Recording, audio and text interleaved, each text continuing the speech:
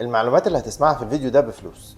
يعني ايه بفلوس؟ ساعات المعلومة بيبقى ليها تمن، لان الاستثمار بيعتمد على المعلومات. انا كنت قلت لكم في فيديو قبل كده على مشروع ديستريكت 5، وازاي الشقة اللي كان سعرها 2 مليون جنيه وصل سعرها 12 مليون جنيه في 3 سنين بسبب مول ديستريكت 5 اللي اتبنى جنبها. وقلت لكم ان نفس الفرصة بتتكرر تاني عشان سيتي ستارز الجديد اللي بيتبني على الدائري. انا هقول لك بقى بالظبط سيتي ستارز الجديد ده بيتبني فين وجنبه مشاريع ايه وازاي تستفيد من الكلام ده. بس عشان في ناس بتقول لي انا اشتريت شقة وسعرها ما زادش زيادة كبيرة زي اماكن تانية.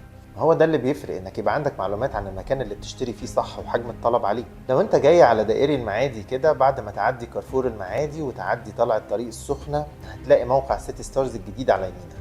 والمفاجأة بقى ان مش بس سيتي ستارز اللي بيتبني، ده في جنبه كمان فندق فيرمونت ومستشفى دولي، وكلهم تابعين لشركة اركو الشركة المالكة سيتي ستارز. الموقع ده مميز جدا، لان دقيقتين تبقى في شارع 90، 5 دقايق تبقى في المعادي، 10 دقايق تبقى في مدينة نصر.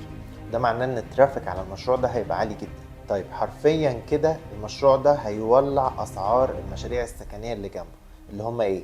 مشروع لوريف اللي في ظهره على طول، وده مشروع قصور تابع لشركة اركو برضو، وده من افضل المشاريع اللي في مصر، وده مبني وساكن حاليا. مشروع بروكس وده عبارة عن شقق وفيلات، ده لسه بيتبني حاليا وفي فرص تقسيط ممتازة.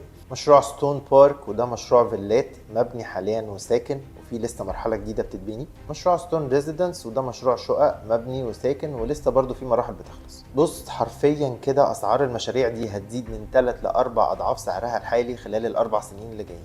الطلب على الشراء والايجار هيزيد بشكل كبير جدا. ابعت لي رسالة وانا هرد عليك لو عايز تعرف ايه المتاح في المشاريع دي، وما تنساش تعمل لي فولو لو بتهمك المعلومات اللي من النوع ده.